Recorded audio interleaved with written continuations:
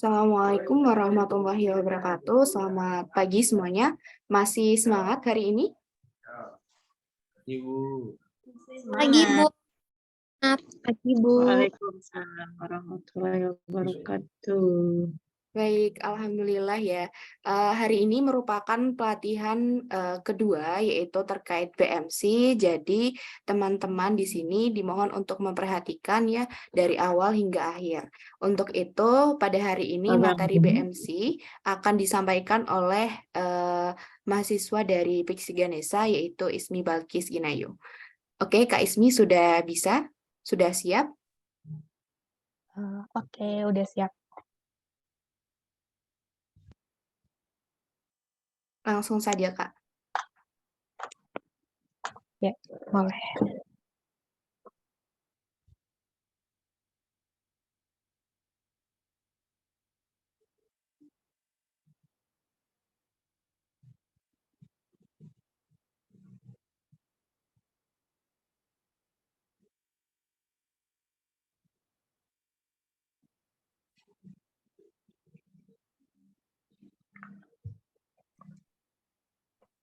Assalamualaikum warahmatullahi wabarakatuh.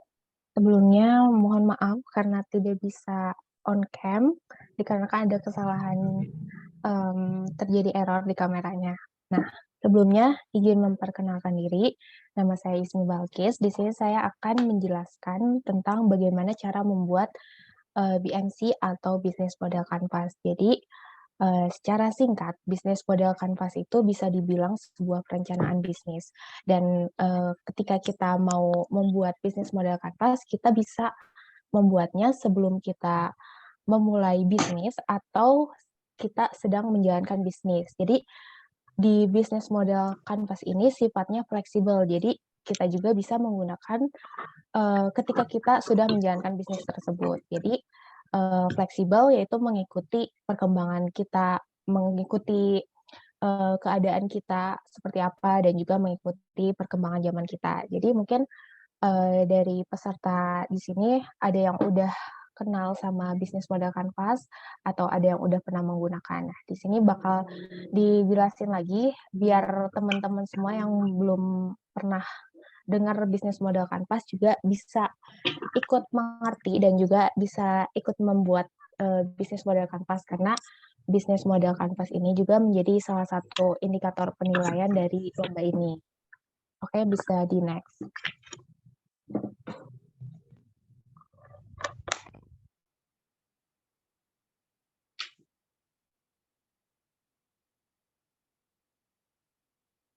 Boleh di next. Oke, nah sebelum kita masuk ke penjelasan dari bisnis model Canvas itu sendiri, di sini mau ngejelasin tentang bisnis model bisnisnya itu sendiri apa. Nah, jadi model bisnis itu adalah cerita mengenai bagaimana perusahaan kita beroperasi. Nah, di model bisnis ini kita akan menjawab 4 pertanyaan besar di dalam bisnis. Yang pertama, ada siapa pelanggan kita. Yang kedua, ada nilai apa yang dihargai pelanggan kita. Yang ketiga, bagaimana kita bisa mendapatkan keuntungan dari bisnis kita. Dan yang terakhir yaitu pertanyaan, apa logika bisnis yang mendasari mengapa kita bisa menyampaikan nilai yang dicari pelanggan dengan biaya yang tepat. Nah, mungkin masih agak bingung dari penjelasan di sini. Nah, untuk lebih jelasnya bisa langsung kita masuk ke contoh aja ya. Boleh di next. Nah, ini ada contoh dari model bisnis ya. Kalau misalnya dilihat di sini ada contoh bisnis berbentuk hotel. Nah, di sini ada yang satu ada hotel di Trans Luxury Hotel Bandung dan di sebelahnya itu ada Hotel Ibis. Nah, kalau yang belum tahu, jadi hotel ini tuh ada di Bandung dan mereka adalah hotel yang berada di satu tempat dan mereka bersebelahan. Nah, kenapa sih dipisahin? Kenapa nggak dijadiin satu hotel aja? Dan kalau misalnya kita ngelihat nih sekilas, mungkin bisa dilihat, oh bisnisnya sama gitu. Di bisnis hotel kita bisa mungkin kalau sekilas kita tahu kalau itu ada cuma bisnis hotel. Nah, ternyata kalau misalnya kita lihat dari segi modal bisnisnya itu mereka punya modal bisnis yang sangat berbeda gitu. Meskipun keduanya hotel, tapi mereka memiliki bisnis model yang saling berbeda gitu, yang sangat berbeda. Nah, bisa dilihat di sini ada contoh harga dari segi harga di The Trans Luxury Hotel dengan 1 kamar dan 2 tamu itu harga per malamnya itu sekitar 1.300.000-an, sedangkan di Hotel Ibis itu untuk harga yang sama, untuk fasilitas yang sama yaitu 1 kamar dan 2 tamu itu memiliki harga 300 ribuan. Nah, di sini bisa dilihat kalau misalnya dari segi harga itu beda. Kenapa sih mereka tuh sama-sama hotel, sama-sama di domisili yang sama, bahkan bersebelahan, tapi harganya berbeda. Nah, ternyata itu tuh dikarenakan mereka mempunyai model bisnis yang berbeda. Nah, untuk kita lihat nih, gimana cara ngelihat model bisnis mereka, kita bisa pakai pertanyaan yang 4 tadi. Nah, yang pertama Bersikap ini jujur ada dan hati-hati ketika berkata. Nah, ini yang pertama ada pertanyaan pertama yaitu dari segi pelanggan.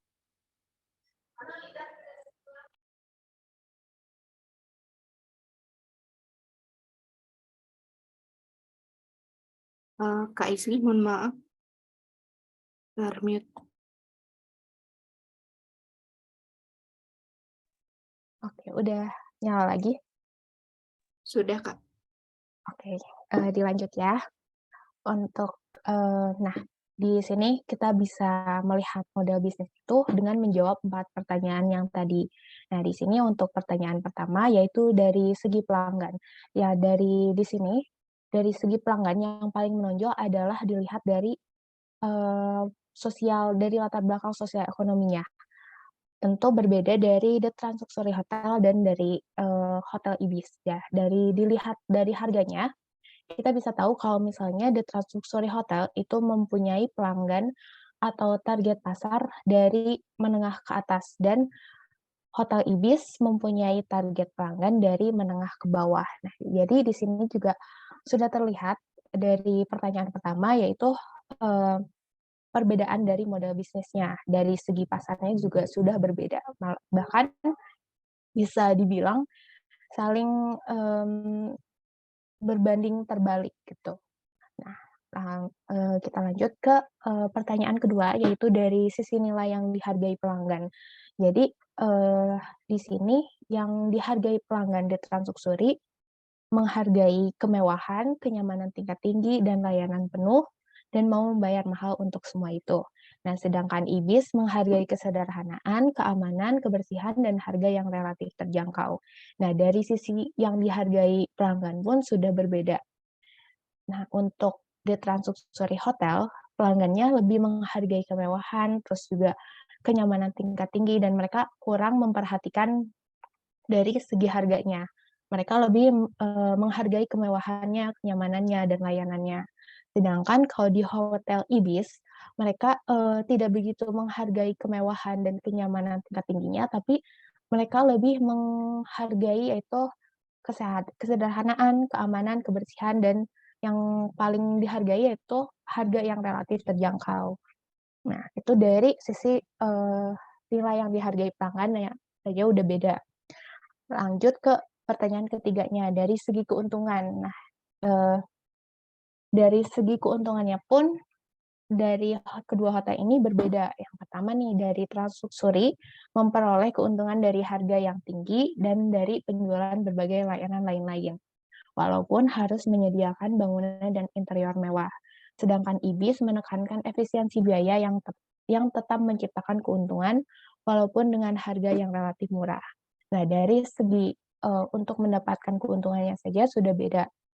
Nah, untuk dari hotel The Trans Luxury Hotel, mereka mendapat keuntungan dari menjual layanan-layanan yang mewah gitu, yang lengkap. Sedangkan Hotel Ibis mendapatkan keuntungan dari menekannya biaya atau efisiensi biaya dengan tetap mendapatkan keuntungan. Nah, dari sekarang kita menjawab pertanyaan yang terakhir, yaitu berdasarkan logika bisnisnya. Nah, berdasarkan logika bisnisnya, The Trans Luxury menekankan besarnya margin atau keuntungan dari berbagai layanan, sedangkan IBIS dari terbatasnya layanan yang disediakan. Jadi, bisa dilihat kalau dari logika bisnisnya juga saling berbalik arah gitu. Jadi, kalau misalnya Transluxury itu mendapatkan keuntungan dari menyediakan banyak layanan, kalau misalnya hotel Ibis, mereka mendapat keuntungan dengan keterbatasan layanan yang mereka miliki, gitu. Jadi, itu yang dimaksud dari model bisnis. Jadi kalau misalnya kita ngelihat secara fisik, mungkin kita bisa tahu kalau itu cuma, mereka tuh sama, yaitu, hanya sebuah hotel. Tapi setelah kita tahu model bisnisnya, mereka ternyata punya model bisnis yang berbeda, bukan cuma hanya sekedar hotel yang saling berdampingan, gitu. Oke, boleh di-next. Nah, jadi kita, yang tadi ada, pengertian dari model bisnis. Nah, sekarang masuk ke bisnis model kanvasnya. Jadi, apa sih bisnis model kanvas itu? Nah, bisnis model kanvas itu yaitu sebuah strategi manajemen yang disusun untuk menjabarkan ide dan juga konsep sebuah bisnis ke dalam bentuk visual. Secara sederhana, definisi bisnis model kanvas yaitu kerangka manajemen untuk mempermudah dalam melihat gambaran ide bisnis dan juga realisasinya secara cepat. Dan bisnis model kanvas ini diciptakan oleh Alex Oswalder, seorang konsultan dan pakar bisnis yang berasal dari Swiss. Jadi, bisnis model kanvas ini tuh salah satu yang lagi banyak digunakan karena kemudahan dan kesederhanaannya dia gitu. Jadi, bisnis model kanvas ini bisa dibilang nggak sulit, bahkan bisa digunakan oleh semua bisnis, semua orang juga bisa. Oke, boleh di-next. Nah, jadi bisnis model kanvas itu mampu menjelaskan, memvisualisasikan, menilai, dan mengubah model bisnis untuk menghasilkan kinerja yang lebih optimal. Model bisnis kanvas ini dapat diterapkan oleh semua jenis bisnis tanpa terbatas sektor usaha. Jadi, bisnis model kanvas ini tuh bisa digunakan oleh semua jenis usaha, nggak terbatas di cuma satu usaha aja. Jadi, di sini juga kan pasti bisnisnya beda-beda dan semuanya bisa menggunakan bisnis model kanvas ini. Boleh di-next. Nah, sekarang kita lanjut gimana sih cara buat bisnis model kanvas. Nah, sebelum kita bikin bisnis model kanvasnya, kita harus ngerti dulu dari minimal ngerti dan tahu dari 9 elemen bisnis model kanvas ini. Nah, untuk yang pertama ini ada customer segment, di mana customer segment itu kita menjelaskan siapa pelanggan kita dan siapa pelanggan kita yang mau membayar produk kita. Jadi, kita menentukan target pasar kita tuh mau siapa, gitu. Jadi, dalam sebuah bisnis biasanya kita tidak bisa, meraih semua pelanggan gitu, kayak meraih kita tuh menargetkan, pelanggan kita di semua kalangan. Itu biasanya kurang memungkinkan, biasanya mustahil untuk dilakukan. Jadi dan biasanya juga di bisnis semakin kita spesifik terhadap, target bisnis kita, itu semakin baik. Jadi misalnya kalau misalnya kita berbisnis baju, kita nggak mungkin menargetkan semua kalangan pelanggan. Jadi misalnya kita membuat baju, terus baju tersebut bisa dipakai untuk bayi, anak-anak, dewasa kan nggak mungkin. Jadi kita harus menargetkan, kita kalau misalnya kita bikin, bisnis baju nih, terus kita, targetkan siapa pelanggan kita. Misalnya mau, kita targetkan bajunya untuk baju cewek atau baju cowok. Terus kalau misalnya kita pengennya bajunya unisex, kita bisa, targetin lagi, siapa yang bisa menggunakan produk baju kita, apakah, anak-anak atau anak muda atau orang tua. Nah, dari situ kita bisa menargetkan dari segi umur, misalnya dari umur 18 sampai 20 atau lain sebagainya. Nah, yang kedua yaitu value proposition. Nah, di mana di sini tuh nilai tambah apa yang kita berikan kepada pelanggan dan nilai tambah apa yang membedakan kita dengan pesaing lain. Jadi di value proposition ini apa yang menjadi unik di produk kita. Nah, itu tuh dan kita bisa membedakan produk kita dengan produk yang lainnya. Kalau misalnya kita jual baju lagi, yang tadi kan di apa ya? Kan banyak nih yang jual baju. Nah, apa yang membedakan produk kita dengan produk yang lain? Apakah produk kita punya layanan garansi seumur hidup gitu yang bikin pelanggan kita lebih tertarik ke produk kita. Jadi nilai tambah yang nggak dimilikin sama orang lain gitu. Dan juga produk ini tuh bisa menyelesaikan permasalahan pelanggan apa gitu.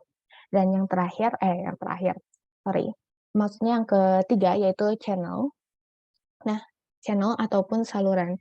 Gimana calon pelanggan kita menemukan kita, membeli produk kita, dan menggunakan produk kita.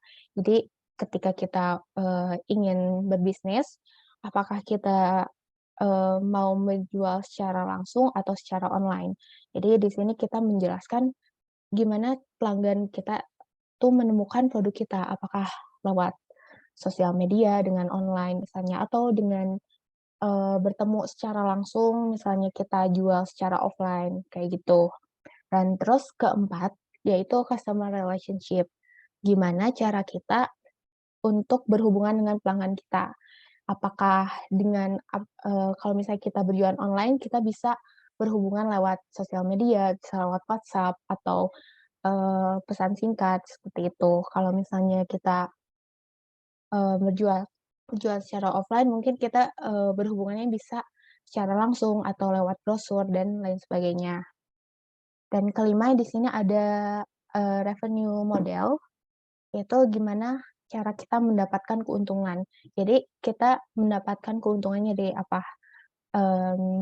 Apakah dari layanan yang kita kasih atau dari penjualan produk. Jadi mungkin contohnya ada di produk Mixu.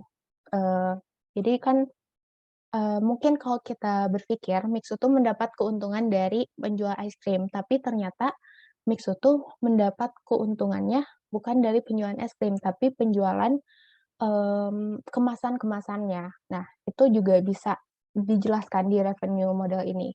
Kita mau mendapatkan keuntungan dari mana? Apakah dari penjualan produk, atau penjualan kemasan, atau dari layanan jasa kita. Selanjutnya, yang keenam ada research atau sumber daya. Nah, untuk kita bikin bisnis ini tuh sumber daya apa aja sih yang kita butuhin?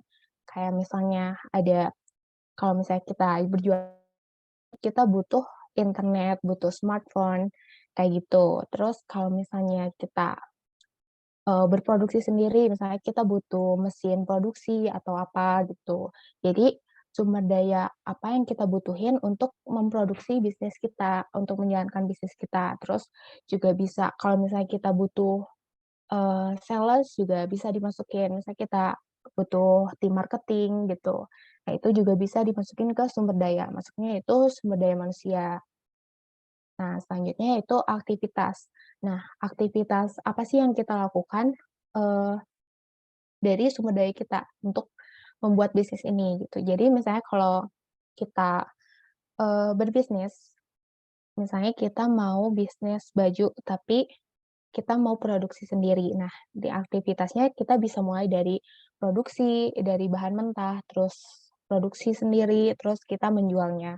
Tapi kalau misalnya kita juga bisa bisnis nggak produksi sendiri, tapi kita ngambil dari orang lain, lalu kita menjualnya kembali gitu, kayak reseller. Nah, aktivitas kita berarti kita membeli dari supplier, lalu kita menjualnya. Jadi di sini diceritakan aktivitas kita di bisnis kita gitu apa aja.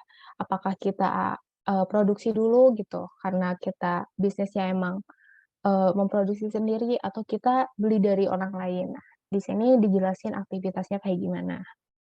Terus yang kedelapan ada key partner. Jadi siapa supplier kita dan juga penyedia layanan kita. Balik lagi ke tadi ke channel, misalnya kita mau berjualan secara online. Nah, ketika kita mau jualan online, berarti kita harus partner sama siapa? Ya biasanya kan, yang paling ini tuh kalau misalnya jualan online, kita harus mengirimkan barang, terus kita harus berpartner sama kurir, terus, penyedia jasa layanan kirim, terus kalau misalnya kita, eee, reseller, kita harus berpartner sama supplier. Jadi siapa supplier kita dan juga siapa penyedia layanan kita. Terus yang terakhir yaitu ada di cost structure, jadi biaya apa yang harus kita keluarkan untuk memproduksi, bisnis kita ini. Nah, di sini dijelasin semua biaya-biaya yang kita harus totalkan untuk membuat bisnis ini. Misalnya kita harus karena tadi resource-nya kita menggunakan, sales dan tim marketing, misalnya kita harus, menyediakan biaya untuk gaji. Terus karena jualan online, kita harus menyediakan biaya untuk internet dan listrik. Pokoknya semua biaya-biaya yang kita keluarkan untuk menjalankan bisnis kita, kita jelaskan di cost structure ini. Boleh di-next? Nah, ini ada, penjelasan deskripsinya dari yang tadi, dari ke-9 elemen tadi. Di sini akan dibacakan secara singkat saja. Yang pertama itu, diulang lagi untuk lebih memperjelas. Yang pertama ada segmentasi pelanggan, yaitu siapa pengguna kita dan siapa pelanggan kita yang membayar. Yang kedua, ada nilai proposisi atau suatu nilai yang dijanjikan perusahaan untuk diberikan kepada pelanggan jika mereka membeli produknya, atau masalah apa yang perlu kita selesaikan. Yang ketiga ada channel atau saluran, yaitu bagaimana pelanggan kita menemukan, membeli, dan menggunakan produk kita. Yang keempat ada customer relationship atau hubungan dengan pelanggan, yaitu bagaimana kita berinteraksi dengan pelanggan kita. Boleh next?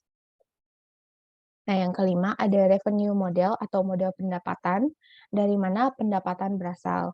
Yang keenam ada research atau sumber daya, yaitu barang, jasa, dan infrastruktur apa yang kita gunakan. Yang ketujuh ada activities atau kegiatan, yaitu apa yang kita lakukan dengan sumber daya kita. Yang kedelapan ada key partner, yaitu atau mitra kunci, siapa pemasok dan penyedia layanan kita.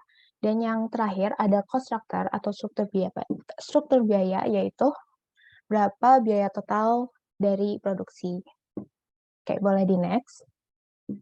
Nah, ini adalah contoh dari penggunaan bisnis model kanvas dan cara membuat bisnis model kanvasnya. Nah, dari ketika kita udah mengerti dari 9 elemen tadi, kita bisa langsung mengisi sesuai dengan bisnis kita dan sesuai dengan model bisnis apa yang kita pengen ke depannya. Apakah kita mau menjangkau pelanggan kelas atas, kelas menengah, atau kelas bawah, atau dan lain sebagainya. Nah, ini ada sebuah contoh biar lebih ngerti lagi, dan nanti juga akan ditugaskan seperti ini, membuat BMC seperti ini. Dan ini ada contoh dari BMC toko olahraga. Namanya tokonya Arc Sport.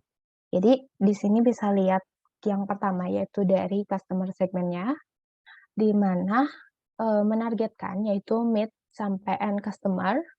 Jadi mereka menargetkan middle dan juga end customer. Dan di sini targetnya yaitu anak muda dengan rentan usia 17 sampai 30 tahun. Dan targetnya yaitu para penggemar sepak bola dan juga member atau anggota dari fans club, penggemar klub sepak bola. Nah, dari sini kan kalau misalnya kita dengar toko Art Sport mungkin agak rancu gitu. Apakah mereka karena kan olahraga tuh banyak, ada sepak bola, ada basket, ada renang gitu. Nah, mereka tuh mengerucutkan lagi bisnisnya, yaitu mereka fokus di sepak bola dan mereka fokus di untuk menjual produknya ke penggemar sepak bola. Nah, lanjut yang kedua yaitu dari value proposition-nya, yaitu nilai tambah yang mereka berikan ke pelanggannya apa. Nah, mereka memberikan the thematic football jacket. Jadi mereka punya produk jaket yang memiliki tema tersendiri gitu.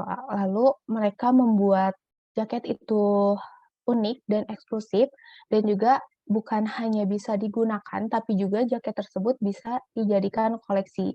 Dan mereka memiliki jaket yang langka dan juga eksklusif. Nah, itu adalah nilai tambah dari produk jaket yang lainnya. Nah, di sini bisa kita mendapat informasi lagi bahwa mereka adalah toko olahraga yang berfokus untuk jaket olahraga, jaket sepak bola untuk para fans sepak bola, dan mereka punya value proposition-nya juga yang membedakan dengan jaket olahraga lainnya, yaitu mereka punya jaket yang memiliki tema, terus mereka juga bukan hanya bisa digunakan sehari-hari atau bukan hanya bisa digunakan saja, tapi bisa dijadikan koleksi, dan mereka juga punya produk yang langka gitu.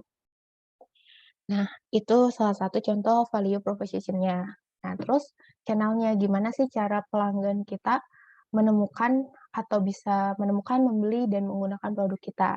Nah, di sini, di Axport ini menggunakan channel-nya, yaitu online direct selling. Jadi mereka melakukan penjualan secara online melalui website dan media sosial. Juga mereka menggunakan reseller dan juga Facebook fanspage. Mereka bisa menemukan di Facebook fanspage dan juga di football club community, di komunitas pecinta bola di beberapa daerah. Nah, jadi pelanggan kita bisa menemukan dari situ. Lalu selanjutnya itu dari customer relationship. Gimana sih cara kita berhubungan cara kita berhubungan dengan pelanggan kita. Nah, dari toko Axport ini caranya yaitu dengan selalu connect dengan sosial media, Facebook, Twitter, BBM, WhatsApp, dan lain. Jadi mereka berhubungannya melalui sosial media dan juga fast respon by telepon dan juga SMS. Nah, itu untuk cara berhubungan dengan pelanggannya. Terus gimana sih cara Axport ini mendapatkan keuntungan? Nah, di sini dijelaskan kalau misalnya ternyata Axport ini mendapat keuntungan dari profit selling. Jadi mereka mendapat keuntungan dari penjualan jaket itu sendiri. Nah, selanjutnya kita masuk ke key research. Jadi sumber daya apa yang dibutuhin kalau misalnya kita mau membuat bisnis ini. Yang pertama di sini ada human, yang terdiri dari admin dan sales, terus desainer karena mereka membuat jaket yang eksklusif dan juga memiliki tema tersendiri. Mereka membutuhkan desainer. Lalu karena mereka memproduksi jaket itu sendiri, bukan membeli dari orang lain, jadi mereka membutuhkan vendor untuk produksi jaket itu sendiri. Maka mereka menuliskannya di key research. Terus juga ada komputer dan internet serta smartphone, karena mereka berfokus jualannya di online, otomatis mereka membutuhkan komputer, internet, dan juga smartphone. Nah, selanjutnya di key activities-nya. Nah, jadi kegiatannya apa aja nih di Axport ini? Yang pertama itu kegiatannya mengembangkan website dan sosial media, karena emang di Axport ini tuh berfokus ya penjualan online. Jadi mereka aktivitasnya itu mengembangkan website mereka dan juga sosial media mereka. Lalu aktivitas mereka itu desain produk. Jadi balik lagi karena mereka memiliki produk sendiri, memiliki tema dan juga eksklusif, mereka harus kegiatannya itu mendesain produk. Dan lalu selanjutnya online selling, yaitu melakukan penjualan secara online. Lalu kegiatan mereka itu memproduksi dengan bantuan vendor. Nah, selanjutnya di sini ada key partner-nya. Siapa aja sih yang supplier kita, terus yang menyediakan layanan kita. Karena kita berproduksi sendiri, otomatis kita membutuhkan vendor. Terus karena kita dari channel-nya juga menggunakan online reseller, maka kita membutuhkan reseller. Nah, lalu kita karena di Axport ini menjual secara online, maka untuk agar barang kita sampai ke pembeli, kita harus bekerja sama dengan shipping service atau layanan pengantar barang gitu. Di sini ada contohnya, ada Tiki, JNE, dan Pos. Yang terakhir ini mengenai kontraktornya. Biaya apa aja yang kita keluarkan untuk membangun bisnis ini gitu. Jadi di sini karena ada dari sumber dayanya ada admin dan juga sales, maka mereka kan harus digaji, maka itu masuk ke biaya. Jadi di sini ada biaya admin dan marketing, gaji admin dan gaji marketing. Itu karena di ekspor ini dan produksi sendiri, maka ada biaya produksi dan juga ada biaya transportasi. Dan karena menjual online di sini ada biaya internet dan biaya listrik. Nah, jadi penggunaan bisnis modal Canvas itu seperti ini gitu. Jadi kita bisa memaksimalkan bisnis kita secara optimal dengan menggambarkan gimana sih perusahaan kita menjalankan bisnisnya. Dan di sini juga kita bisa melihat gitu target pasar kita apa, dan kita bisa merencanakan bisnis kita mau dibikin seperti apa.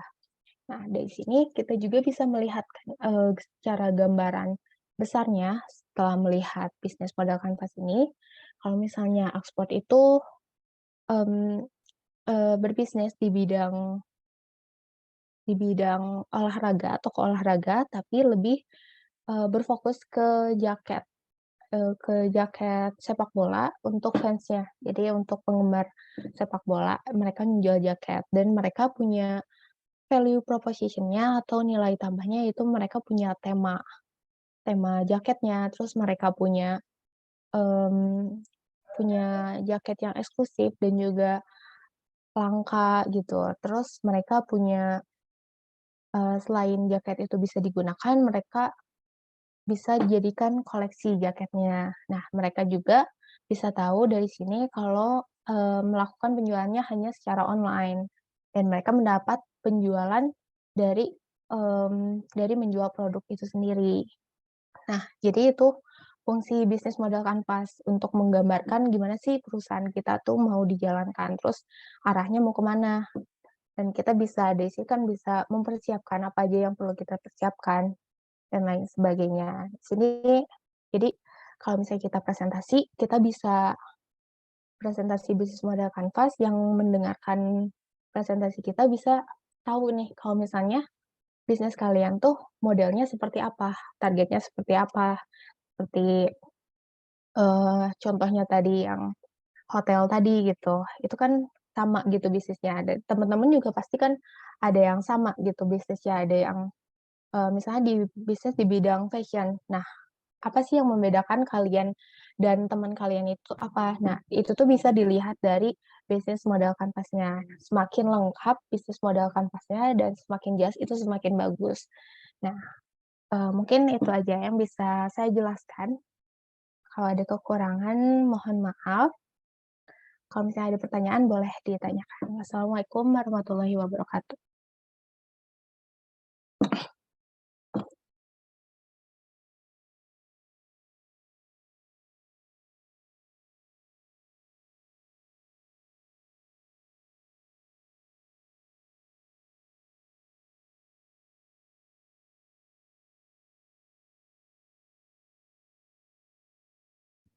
Baik, atas pemaparannya dari Kak Ismi ya. Untuk teman-teman ataupun Bapak Ibu yang bergabung, apakah ada pertanyaan terkait materi yang telah disampaikan? Baik, terima kasih atas penjelasannya. Saya dari SMK Fathahila Cilengsi, izin bertanya, Ibu. Siap, Ibu, dipersilakan. Baik, izin bertanya terkait dengan model bisnis dengan Canva ya. Untuk yang poin ke-8, yaitu terkait dengan yang mengenai ada kerjasama gitu ya, atau kita melakukan kegiatan dengan pihak ketiga.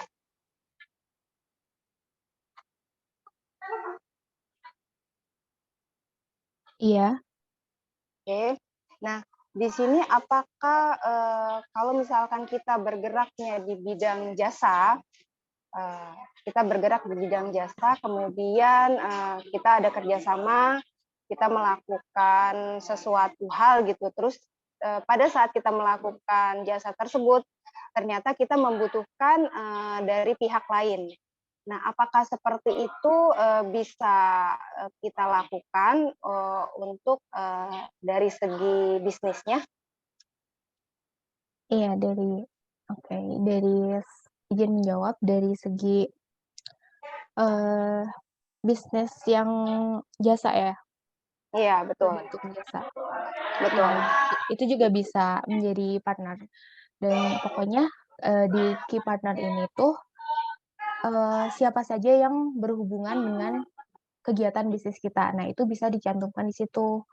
Oke. Seperti kalau misalnya kita menggunakan sosial media juga, apakah kita memiliki kerjasama dengan endorsement kayak gitu. Nah, itu bisa ditulis aja. Jadi setiap yang berhubungan dengan bisnis kita itu bisa ditulis di partnernya. Oke, baik.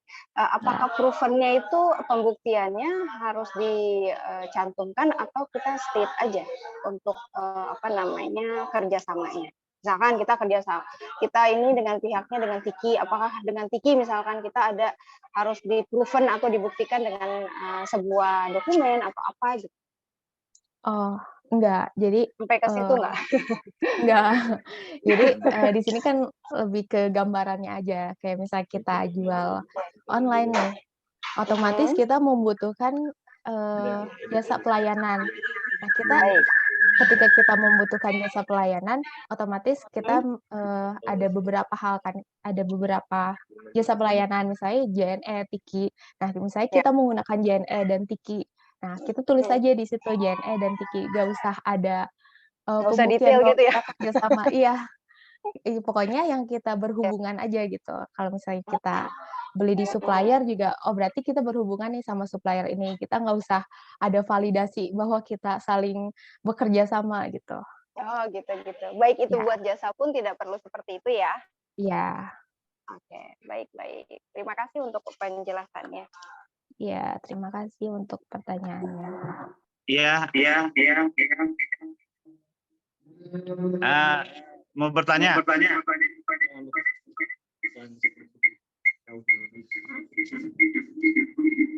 Siapa dipersilahkan? Iya. Saya Selamat Riyadi dari SMK Negeri 1 Cibinong. Iya. Pertanyaan saya begini maksudnya. Dalam hal model bisnis plan seperti ini, itu sudah ditentukan tidak kerangka isinya dari panitia. Misalnya, bab 1 isinya ini, bab 2 isinya ini, atau terserah kita, atau bagaimana?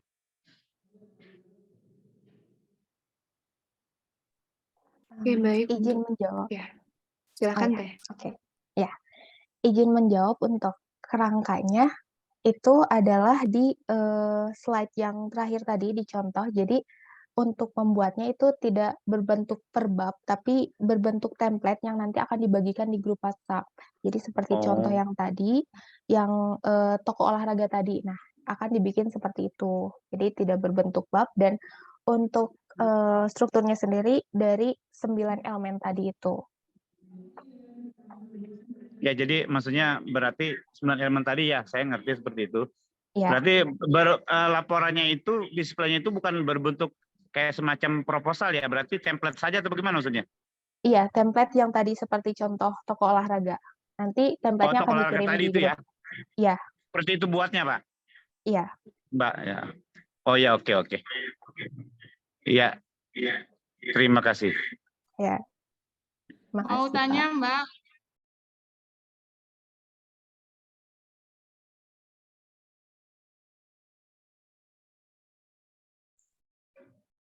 Iya. Bismillahirrahmanirrahim. Assalamualaikum warahmatullahi wabarakatuh. Mau bertanya, kebetulan siswa saya ini reseller dan produknya itu banyak. Di antaranya ada makanan, ada produk buket, kesehatan, dan sebagainya. Nah, apakah satu produk itu satu BMC atau bagaimana nanti, Mbak? Kasih. Oke, kalau misalnya produknya banyak ya, ada dari berbagai jenis, itu mungkin bisa dibikin aja menjadi satu, karena kalau misalnya dibikin satu persatu itu bakal susah juga. Jadi pintar-pintar aja untuk memasukkan 9 elemen tadi. Jadi kalau misalnya bisnisnya banyak, ya udah tentuin aja targetnya siapa dan pilih bisnis yang paling ini aja, yang paling menyumbang omset terbesar atau bisnis utamanya apa. Jadi bikinnya yang pertama itu jadi bisnis utamanya dulu apa yang dibikin BMC. Nah, nanti untuk revenue stream-nya atau gimana cara kita mendapatkan keuntungan, di sana kita bisa cantumin aja bahwa kita mendapatkan keuntungan selain menjual produk utama kita juga menjual produk lainnya. Nah, itu bisa dimasukkan ke revenue stream-nya aja. Jadi yang dibuat BMC-nya itu yang produk utamanya aja. Seperti itu. Ya, terima kasih. Nah, itu bisa bikin di sini. Assalamualaikum warahmatullahi wabarakatuh. Saya Dava Liman Al-Fauzan dari SMKN 14 Bandung, mau izin bertanya mengenai BMC, yaitu poin customer relationship. Nah, untuk customer relationship, bagaimana cara kita untuk membangun relationship itu lebih cepat dan lebih baik? Oke, kalau dari situ itu tergantung dari kitanya mau strateginya seperti apa. Jadi di sini nggak ada standar khusus yang baiknya kayak gimana.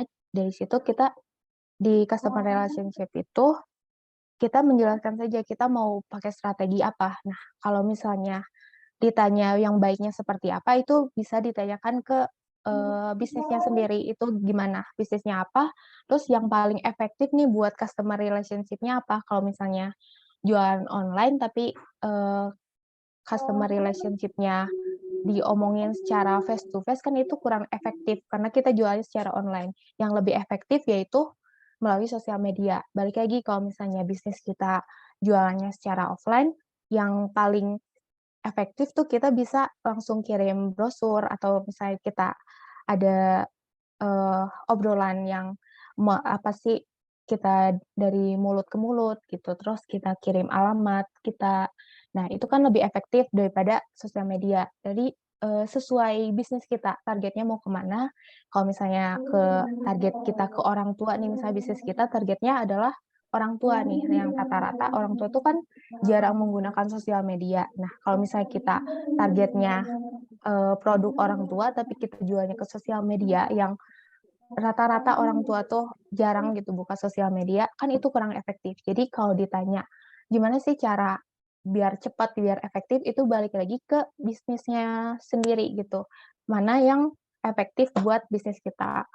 Seperti itu. Baik, terima kasih. Wassalamualaikum warahmatullahi wabarakatuh.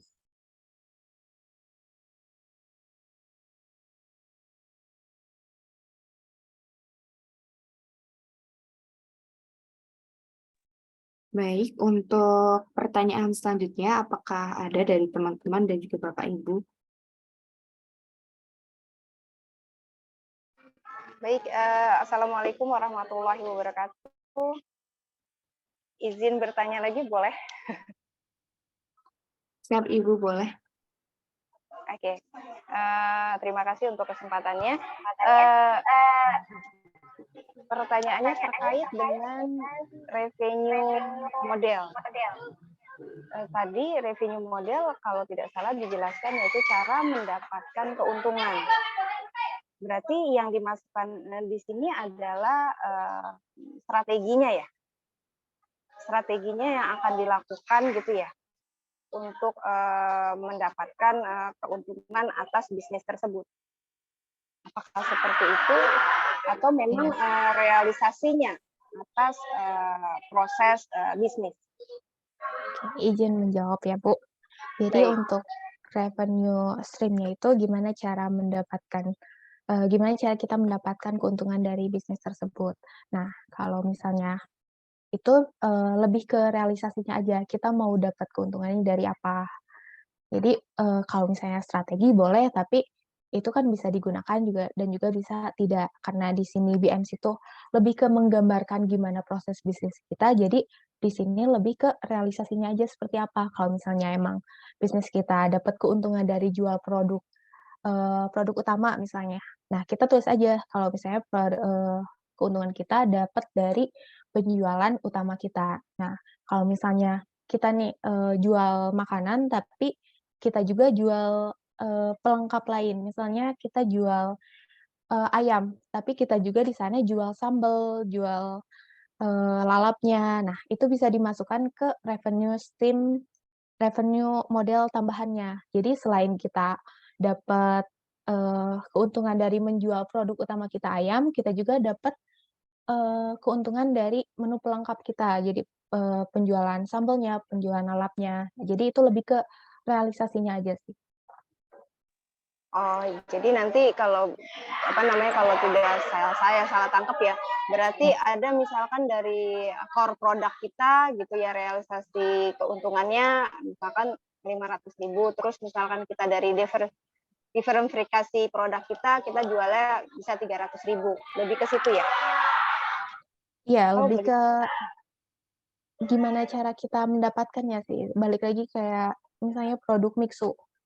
Mixu kan orang-orang, kalau misalnya kita belum tahu, pasti kita nyangkanya mereka dapat keuntungan dari menjual es krim. Ya. Tapi ternyata kenyataannya adalah Mixu adalah, mendapat keuntungannya tuh dari menjual kemasan-kemasannya, bukan dari es krimnya.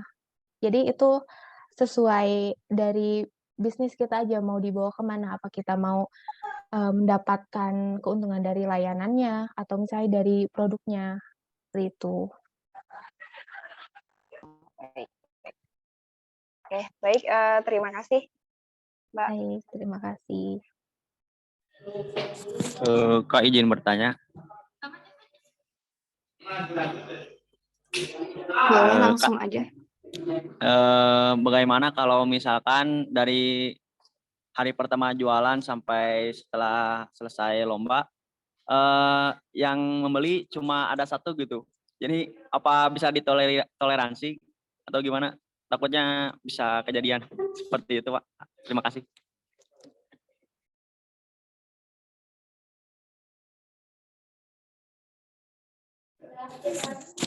Itu aja, Kak. Oke. Maaf tadi pertanyaannya bagaimana kalau misalkan yang beli usaha itu cuma seorang begitu ya? Siap betul, Kak. Siap. Oke, itu nantinya akan masuk ke dalam nilai omset yang dianggap sebagai konsistensi ya. Kalau misalkan yang beli seorang tapi dia konsisten belinya, itu nanti bisa jadi nilai tambah untuk kamu gitu. Jadi nanti itu akan dinilai dari segi omset dalam hal konsistensi begitu.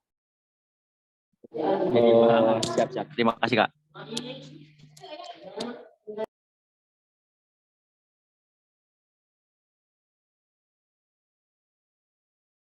Oke, selanjutnya apakah ada yang ingin bertanya?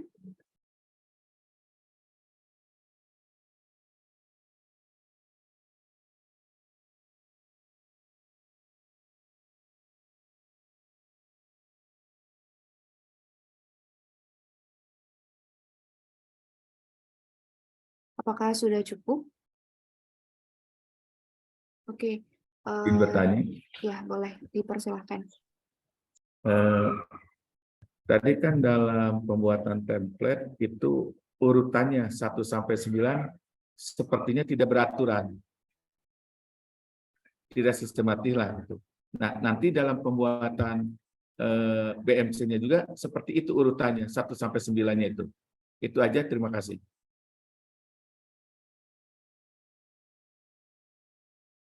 Ya, izin menjawab untuk urutannya emang seperti itu. Jadi untuk pembuatannya bisa diikuti saja dari mulai 1, 2, 3-nya sampai 9. dan mengikuti template saja. Tapi kalau misalnya dibuatnya mau secara random itu boleh saja, tapi lebih baik itu berurut karena emang urutannya yaitu yang pertama itu dari menentukan target pasarnya dulu, baru ke hal lainnya. Jadi ini udah diatur dari setnya seperti ini dan juga, urutannya juga sesuai dari, nomor yang tadi dijelaskan gitu. Jadi nanti materinya akan di-share dan juga template-nya di-share, nanti tinggal diikuti saja sesuai, urutannya. Ya, berarti intinya sesuai dengan gambar dari konsep BNC itu ya, yang dari art sport. Iya, sesuai seperti itu. Oke, makasih. Ya, terima kasih. Kak, boleh bertanya lagi, Kak? Iya, boleh. Jadi kalau misalkan kita dagangnya offline, untuk bukti transaksinya apa dipoto pas penyerahan uang atau gimana, Pak? Bu. Maaf. Oke, izin menjawab ya. Jadi sudah dijelaskan kemarin pada saat pertemuan di Tado Onset, kalau misalkan teman-teman ini jualannya secara offline, itu teman-teman wajib membuat seperti nota pembayaran seperti itu. Nah, nota itu nantinya yang akan difoto dan dimasukkan ke dalam portofolio.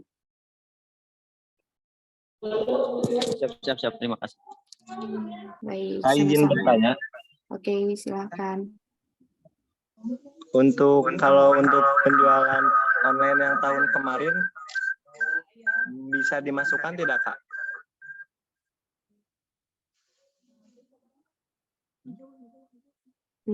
Oke, baik ya. Kalau untuk data penjualan di tahun kemarin, silakan dimasukkan ke dalam portofolio, karena itu nanti akan menjadi penilaian juga di portofolio begitu. Baik, terima kasih, Kak. Siap, adakah yang ingin bertanya lagi? Selamat pagi, Kak. Izin bertanya. Oke, silakan. Nah, untuk tadi kan disebutkan bahwa template untuk membuat BMC-nya sendiri itu dikasih dari panitia atau penyelenggara ya. Nah, apakah nanti kita itu harus terpaku pada template itu? Apa boleh juga kita menyesuaikan lagi template-nya agar sesuai sama bisnis yang kita jalani gitu. Terima kasih.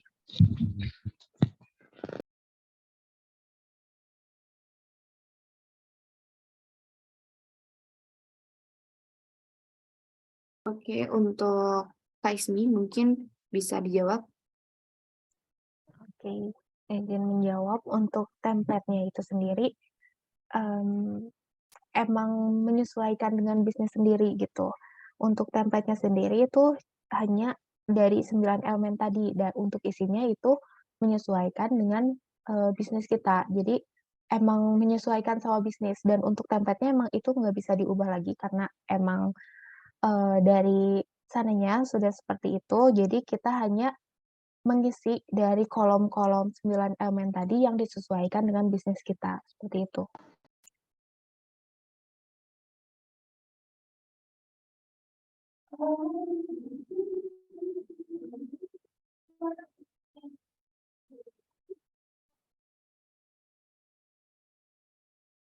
Oke, baik. Terima kasih. Mbak izin bertanya, Mbak. Baik, silakan Ibu. Ya, baik. Assalamualaikum warahmatullahi wabarakatuh. Mbak, tadi kan diberikan materi yang 9 elemen kanvas itu. Nah, yang ingin saya tanyakan itu, apakah nanti pada saat lomba wajib menggunakan template yang itu gitu? Atau ini hanya contoh saja atau memang itu diwajibkan pada saat kita lomba acuannya adalah template yang tadi diberikan. Itu aja Mbak, terima kasih ya. Assalamualaikum.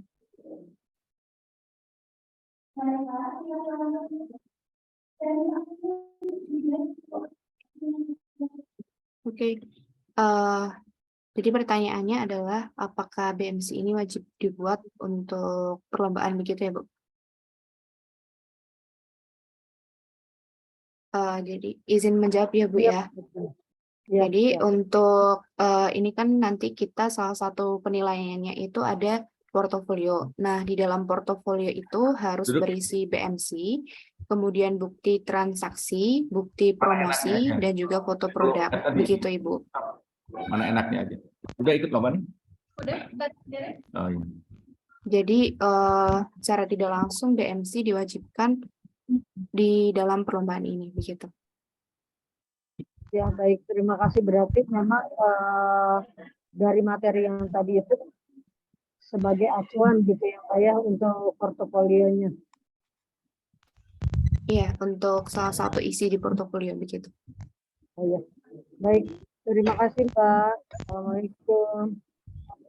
Ya, mau bertanya lagi. Apa namanya? Untuk portofolio itu berarti kan dikirim secara online ya, berarti tidak di print out berbentuk file ya atau bagaimana? Iya, hanya dikirim secara online, Bapak. Nanti disertakan Online ya, linknya berarti saja. berbentuk file ya? Iya, betul. Oke ya. Iya. Terima kasih.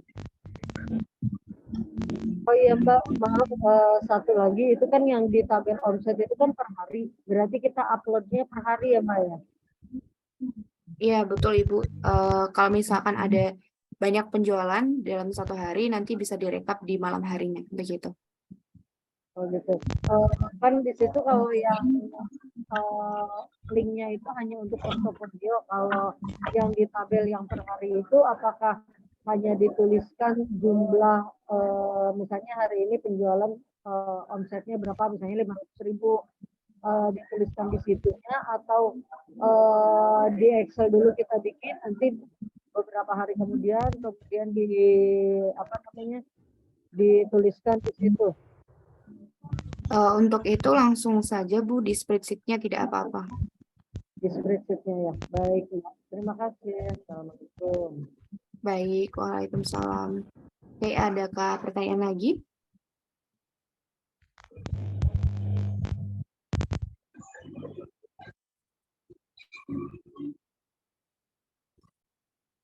Adakah pertanyaan dari Ibu Eva?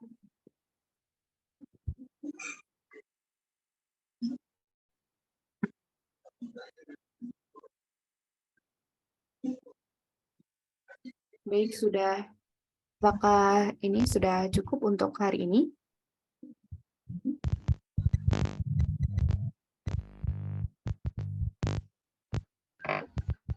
Assalamualaikum warahmatullahi wabarakatuh. Ibu izin bertanya. Perkenalkan, nama saya Riani dari SMKN 5 Pangalengan. Ini kan usaha yang saya sudah jalani teh selama 4 tahun di bidang rental kamera. Bagaimana cara mengumpulkan bukti transaksi dan bagaimana cara mengisi jurnalnya?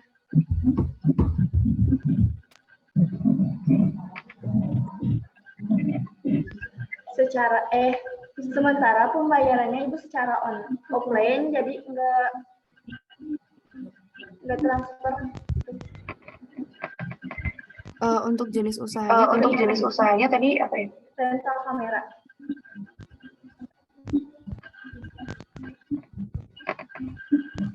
Boleh saja dibuatkan setiap transaksinya. Ya Ibu, terima kasih. Oke, baik, sama-sama. Baik, sekali lagi, apakah ada pertanyaan? Boleh nanya satu lagi, Mbak? Ya, boleh Bu, silahkan Bu. Ya, baik, terima kasih. Ini yang mau saya tanyakan, ini apakah murni untuk bisnisnya itu murni untuk satu perorangan siswa yang mengikuti lomba saja, karena di sini itu ada siswa yang kita ada servis sepeda motor seperti itu kan berarti ada beberapa orang ikut andil di dalamnya gitu. Apakah yang seperti itu boleh atau harus murni punya perorangan tersebut? Seperti itu, Mbak. Oke, baik Bu, atas pertanyaannya. Jadi seperti kemarin ya ada yang bertanya juga yaitu tentang jasa servis komputer begitu. Nah, kalau misalkan kasusnya seperti itu bisa bisa saja nanti itu tetap perorangan tapi yang menentukan hasil omsetnya adalah gurunya begitu. Jadi anak ini dapat omset berapa, anak ini dapat omset berapa begitu Bu. Berarti pada saat dia kebagian servis gitu ya, nanti kan ada pembayaran untuk dia gitu. Itu yang dimasukkan ke dalam omsetnya seperti itu. Iya, betul betul Ibu. Berarti nanti bukti portofolionya pada saat dia sedang servis sepeda motor, kemudian difotokan untuk portofolionya seperti itu ya Mbak ya? Iya, betul. Oke, baik Mbak. Terima kasih. Assalamualaikum. Siap Ibu, sama-sama. Selanjutnya dari SMKN 2 Indramayu ya. Untuk bertanya, kalau untuk BMC itu berlaku untuk yang produksi saja atau reseller juga? Terima kasih. Oke, Kak Ismi masih ada? Ada. Oke, bisa dibantu jawab Kak. Ya, izin menjawab ya.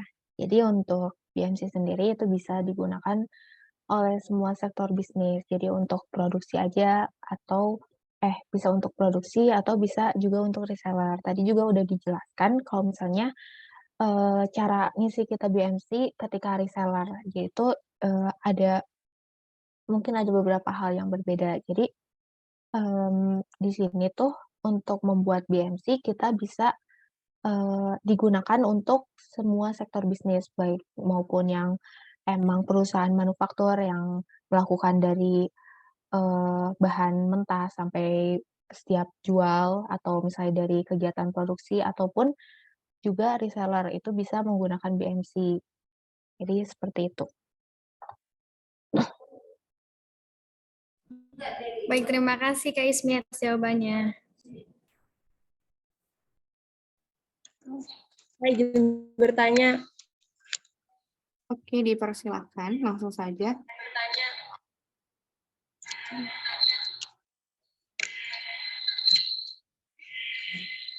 Kan lombanya sampai tanggal 5 Mei. Berarti pada saat Lebaran juga harus ada omset yang masuk. Jadi yang saya tanyakan, jika Lebaran tidak ada orderan, jadi mengisi omsetnya bagaimana? Ataukah omset saat Lebaran itu dikosongkan? Oke, baik. Kalau misalkan teman-teman ada nih satu hari yang memang hari itu benar-benar tidak ada omset, silahkan saja diisi dengan angka 0, begitu.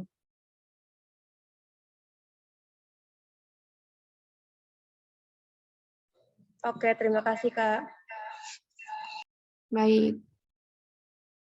Dari SMKN 2 Indramayu ada pertanyaan lagi?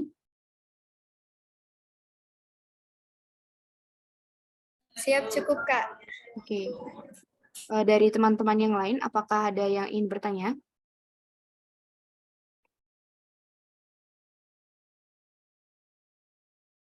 Baik, sudah cukup ya.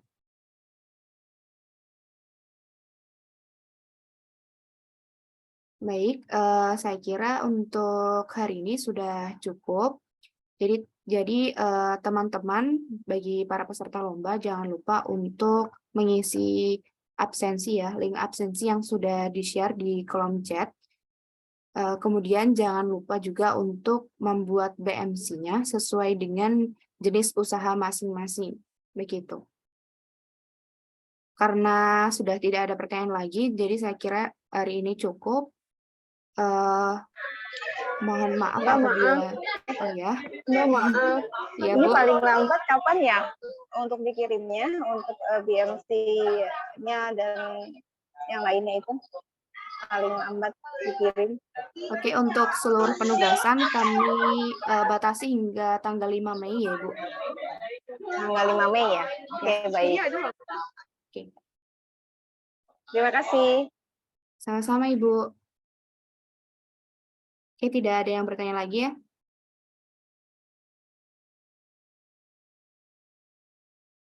Baik, karena sudah tidak ada yang bertanya lagi dan sudah cukup, terima kasih kepada Kak Ismi yang sudah menjadi pemateri pada hari ini dan juga Bapak Ibu serta teman-teman yang sudah hadir pada pertemuan kali ini. Mohon maaf apabila ada kesalahan dari panitia. Selamat pagi. Wassalamualaikum warahmatullahi wabarakatuh. Dipersilakan untuk meninggalkan ruangan. Terima kasih semuanya.